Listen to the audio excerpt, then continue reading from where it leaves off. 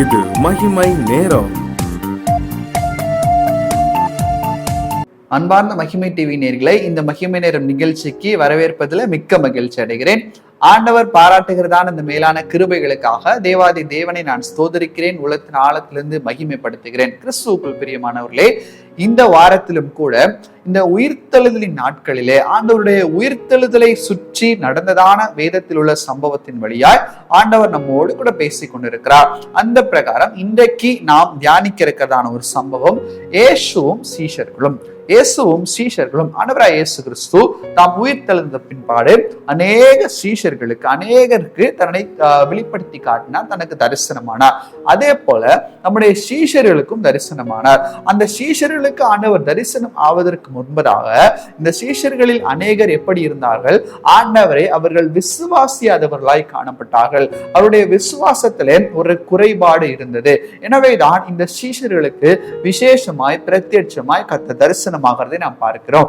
யோவான் 20வது அதிகாரத்திலே நாம் வாசிக்கும் போது 19வது வசனம் முதல், வாரத்தின் முதல் நாளாகிய அன்றைய தினம் சாயங்கால வேளையிலே சீஷர்கள் கூடியிருந்த இடத்தில் யூதர்களுக்கு பயந்ததினால் கதவுகள் பூட்டியிருக்கையில் இயேசு வந்து நடுவே நின்று உங்களுக்கு சமாதானம் என்றார். அவர் இப்படி சொல்லி தம்முடைய கைகளையும் விலாவையும் அவருக்கு காண்பித்தார். சீஷர்கள் அதை கண்டு சந்தோஷப்பட்டார்கள். இயேசு மறுபடியும் அவர்களை நோக்கி, உங்களுக்கு சமாதானம் உண்டாவதாக. பிதா என்னை அனுப்பினது போல நானும் உங்களை அனுப்புகிறேன். அவர்கள் மேல் ஊதி பரிசுத்த ஆவியை பெற்றுக் கொள்ளுங்கள். எவர்களுடைய பாவங்களை மன்னிக்கிறீர்களோ அவைகள் உங்களுக்கு மன்னிக்கப்படும். எவர்களுடைய பாவங்களை மன்னியாதிருக்கிறீர்களோ அவைகள் அவர்களுக்கு மன்னிக்கப்படாதிருக்கும் என்று சொன்னார் எனப்படுகிறது. கிறிஸ்துவுக்குள் பிரியமானவர்களே, நம்முடைய ஆண்டவர் நம்முடைய சீஷர்களுக்கு தரிசனமாகிறார். சீஷர்களுக்கு தரிசனமாகி என்ன சொல்கிறார்? தன்னுடைய ஊழியத்தை, அவரவர்களுக்கு கொடுக்கப்பட்டதான அந்த ஊழியத்தை ஆரம்பிக்கும்படியாக சீஷர்களை அபிஷேகம் பண்ணுவதை நாம் பார்க்க முடிகிறது. இன்னொரு இடத்துல கூட லூக்கா எழுதின சுவிசேஷத்திலே நாம் வாசிக்கும் போது, லூக்கா 16வது அதிகாரம் 14வது வசனத்துல, அதன் பின்பு 11 பந்தி இருக்கையில் அவர்களுக்கு அவர் தரிசனமாகி உயிர்த்தெழுந்த அவர் தம்மை கண்டவர்கள் அவர்களை நம்பாமற் போனது நிமித்தம் அவர்களுடைய அவிசுவாசத்தை குறித்தும் இருதய கடினத்தை குறித்தும் அவர்களுக்கு கடிந்து கொண்டான். ஒரு சில சீஷர்களோ அவர்களோடு கூட பிரயாணம் செய்தவர்கள், ஆண்டவரோடு கூட இருந்தவர்கள், ஆண்டவரோடு கூட ஊழியர் செய்தவர்கள், அற்புதங்களை நடத்தினவர்கள், ஆண்டவரோடு பேசினவர்கள், அவருடைய போஜனைகள் எல்லாவற்றையும் கேட்டவர்கள். மக்கள் கூட அப்பப்போ எந்தெந்த இடத்துல ஆண்டவர் பிரசங்கிக்கிறாரோ அதை மாத்திரம் தான் கேட்டிருப்பார்கள். ஆனால் இந்த சீஷர்கள் அவருடைய போதனைகள் எல்லாவற்றையும் கேட்டு அதன் வழியாக நடந்தவர்கள். ஆனால் இந்த சீஷர்களே என்ன செய்கிறார்கள்? அவருடைய வாழ்க்கையில ஒரு அவிசுவாசம் இருக்கிறது.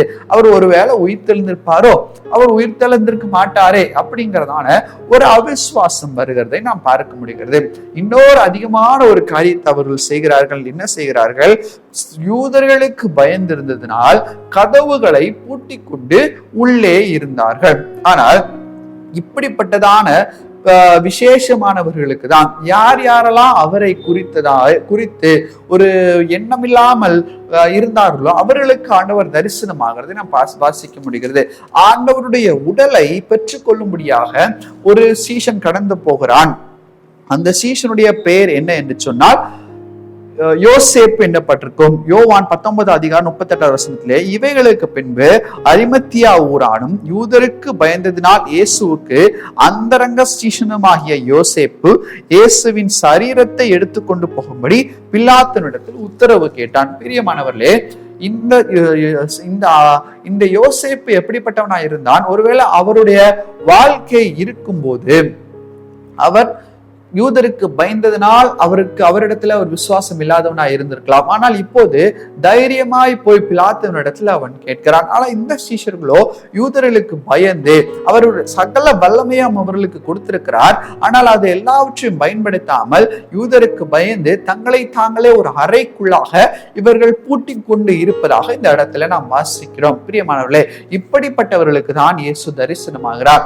அவிசுவாசம் ஒருவேளை நமக்குள்ளாக இருக்குமானால் இன்றைக்கு இந்த அவிசுவாசத்தை நாம் நம்மை விட்டு கடந்து போட வேண்டும். ஒருவேளை இந்த பயத்தின் ஆவி நமக்குள்ளாக இருக்குமானால், ஐயோ நான் என்ன செய்வேன், ஐயோ நான் ஆண்டவரை அறிந்திருக்கிறேன், ஐயோ நான் இயேசு கிறிஸ்துவை நேசராக ஏற்றுக்கொண்டிருக்கிறேன் என்பதை என் நண்பர்கள் தெரிந்தால் அவர்கள் என்னை கேலி செய்வார்களே, ஐயோ அவருடைய வார்த்தைகள் என்னால் தாங்க முடியாதே, இதனுடைய வீட்டுக்கு தெரியாதே என்று சொல்லி ஒரு பயத்தின் ஆவி நமக்குள்ளாக இருக்குமானால், நீங்கள் செய்கிறது என்னவென்றால், அவர் ஜீவனுள்ள தேவனை நீங்கள் அறிந்திருக்கிறீர்கள், எனவே அதை பிரகடனம் செய்வதற்கு நமக்கு ஒரு பயத்தின் ஆவி தேவையில்லை. இன்றைக்கே அந்த பயத்தின் ஆவியை நாம் எடுத்து போடுகிறோம். பிரியமானவர்களே, இயேசு அவர்கள் மத்தியிலே வந்த உடனே என்ன சொல்கிறார் பாருங்கள், அவர்கள் மேல் ஊதி, உங்களுக்கு பிதா என்னை அனுப்பினது போல நானும் உங்களை அனுப்புகிறேன், அவர்கள் மேல் ஊதி பரிசுத்த ஆவியை பெற்றுக்கொள்ளுங்கள். ஆவியானவரை அவர் கொடுக்கிறார். என்னென்னு சொன்னால் வேதவசனம் சொல்லுகிறது, சத்திய ஆவியாகிய வேறொரு தேற்றரவாளனை நான் உங்களுக்கு அனுப்புகிறேன், சத்திய ஆவியாக அவர் வரும்போது சகல சத்தியத்திற்குள்ளும், நீங்கள் அறிந்திருந்த சத்தியம், அறியாத சத்தியம், இன்னும் அறிய போகிற அனைத்து சத்தியங்களுக்குள்ளும் அவர் உங்களை நடத்துவார் என்று சொல்லி வேதவசனம் சொல்லி இருக்கிறது. பிரியமானவர்களே, அதே போலதான் இன்னைக்கு கர்த்தர் ஆவியானவரை நமக்கு கொடுத்திருக்கிறார். இன்னைக்கு இந்த பயத்தின் ஆவி நிமித்தமாய் இந்த ஆவியானவரை செயல்பட விடாமல் நமக்குள்ளாக ஒரு தடை எழும்பி கொண்டிருக்கிறது. இந்த தடைகளை நாம் தகர்த்து போட வேண்டும்.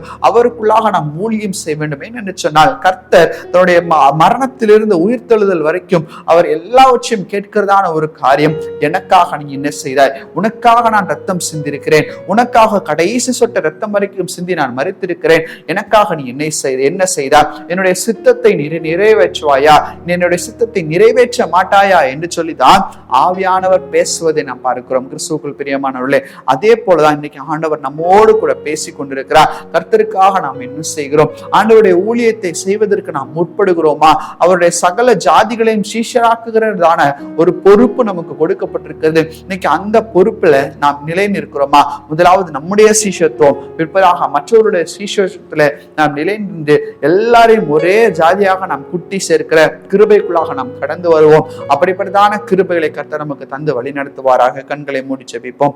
எங்களை நேசிக்கிறதான இரக்கம் பரலோக பிதாவே, உம்மை நோக்கி பார்க்க கர்த்தர் நீ செய்த கிருபைகளுக்காக உமக்கு நன்றி அப்பா. இந்த நாளிலும் கூட நீர் எங்களோடு பேசின இந்த வார்த்தைகளுக்காக உமக்கு நன்றி. நீர் எங்களோடு கூட இடைப்பட்ட மேலான கிருபைகளுக்காக உமக்கு நன்றி அப்பா. உம்மை மறந்திருந்த சிஷ்யர்கள் மத்தியில ஆவியானவருடைய துணையை நீர் கொடுத்தீரே, அதே போல நீர் எங்களுக்கும் உம்முடைய துணையை நீர் கொடுக்கிறீர். உமக்கு கொடான கொடி ஸ்தோத்திரங்களையும் நன்றிகளையும் ஏறெடுக்கிறோம் சுவாமி. அப்பா, உமக்கே துதி கன மகிமை நாங்கள் ஏறெடுக்கிறோம். பரலோகத்தின் தேவன் பெரிய அற்புதங்களை செய்யும். இப்ப நாம் இயேசுவின் மூலம் ஜெபிக்கிறோம். எங்கள் ஜெபங்களும் நல்ல பிதாவே. ஆமேன், ஆமேன்.